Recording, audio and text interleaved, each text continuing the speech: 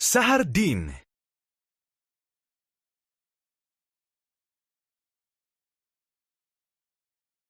Pagkatapos nilang kumain, sinabi ni Jesus sa kanyang mga alagad, "Ngayong gabi, iiwan niyo ako." "Hindi ako!" Matapang na sagot ni Pedro. "Hindi kita iiwan, Jesus."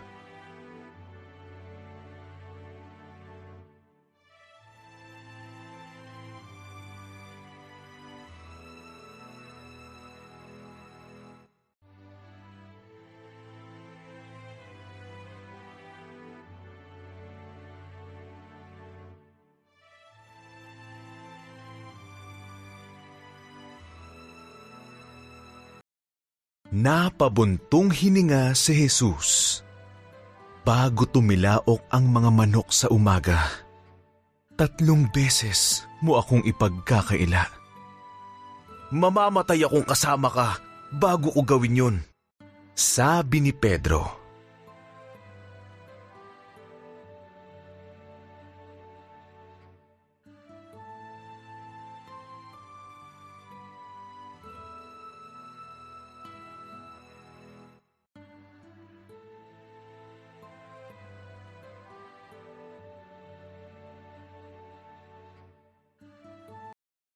Nang makarating sila sa hardin ng Getsemani, sinabihan ni Jesus ang kanyang mga alagad na samahan siyang manalangin.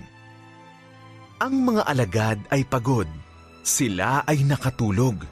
Mag-isang nanalangin si Jesus sa Ama.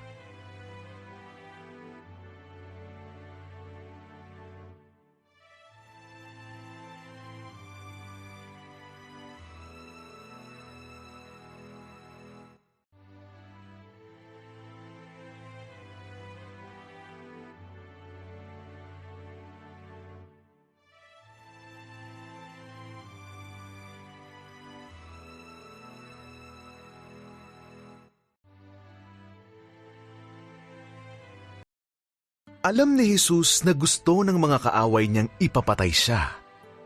Alam din niya na ang mamatay ay plano ng Diyos para sa kanya. "Ipakita mo sa akin ang ibang paraan," dalangin niya. "Kung hindi man, gagawin ko ang sinasabi mo."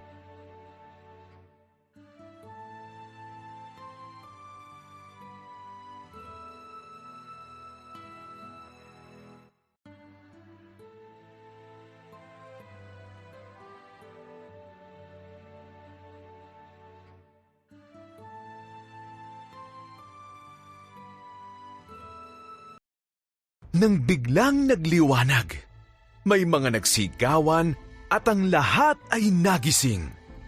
Ang mga tao na pinadala ng mga pinuno ng relihiyon ay galit na dumating.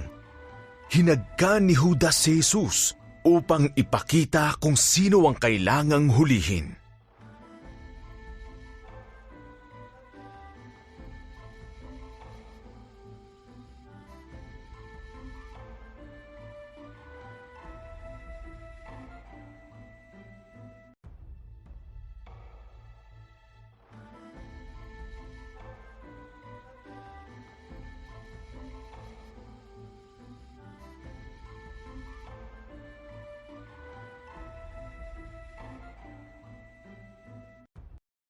"Ako ang hinahanap niyo," sabi ni Jesus. Nang sinabi niya ito, napaatras silang lahat at sumubsob sa lupa. Pagkatapos ay dinakip nila si Jesus at dinala sa mga pinuno ng relihiyon.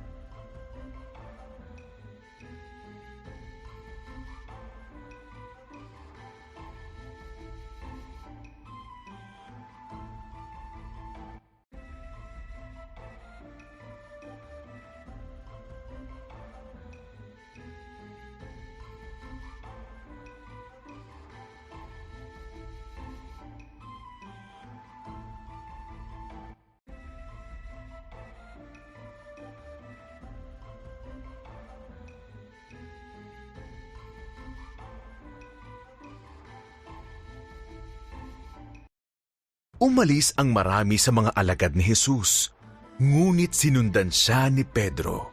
Naghintay siya sa patio upang makita kung anong mangyayari. Hindi ba ikaw ang kasama ni Jesus? May nagtanong sa kanya. Takot na sumagot si Pedro. Hindi.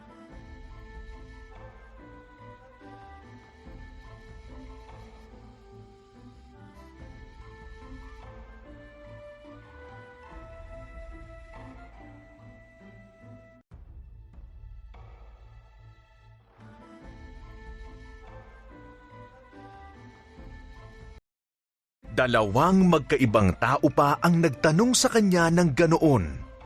Mali ka! Sagot ni Pedro.